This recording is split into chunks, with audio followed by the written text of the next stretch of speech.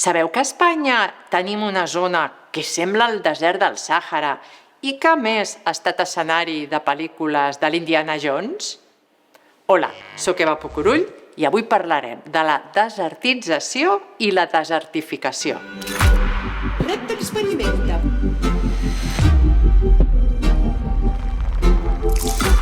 Mireu què li passa a un terreny quan bufa el vent, si té o no té vegetació.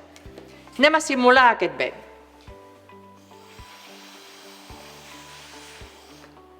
Ho heu vist? Anem ara a l'altra part. Veieu? La vegetació protegeix aquest terra, mentre que aquí, com no en tenim, a la mica que bufa el vent, aquest terra comença a moure's i a provocar erosió. En canvi, aquí la vegetació, tant la que veiem com les arrels, que no sempre són visibles, el que fan és protegir aquest terra. Anem ara a veure què passaria si en lloc de vent plou.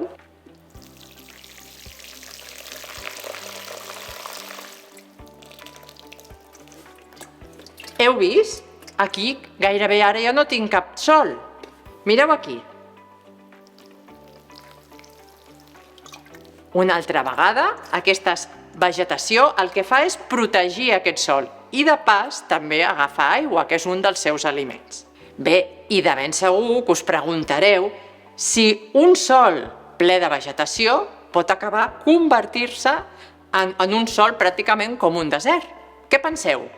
Doncs sí, la resposta és que sí. Aquest pas d'un sòl totalment fèrtil que es converteix en un sòl improductiu, les causes que provoquen tot això són diverses i generalment hi ha multitud de causes a la vegada.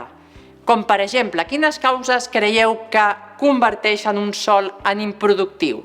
Doncs una podria ser, com teniu aquí, l'erosió. És clar, ja ho han vist, el vent, les pluges fan que aquest sòl es vagi erosionant.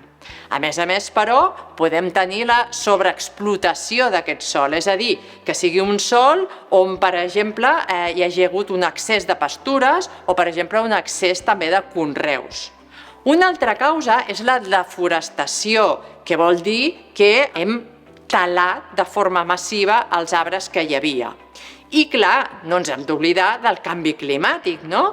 Aquesta falta de pluges o excés de temperatura pot fer que aquest sòl cada vegada es converteixi en un sòl més improductiu.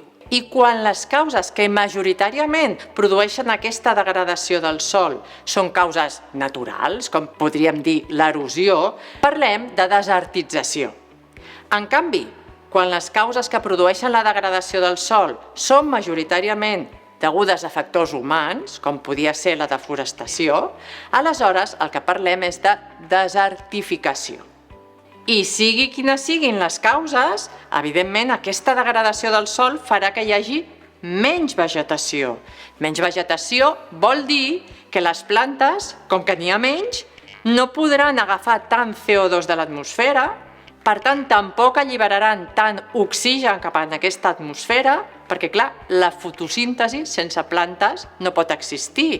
Penseu que sense plantes no hi haurà la clorofil·la, aquest pigment verd, que és tan indispensable a la fotosíntesi degut a que és el que capta l'energia que arriba del sol. Bé, i per resoldre la curiositat que segur que encara teniu en el cap, us deixo en una fotografia d'aquesta zona d'Espanya on es van gravar escenes de la saga de l'Indiana Jones.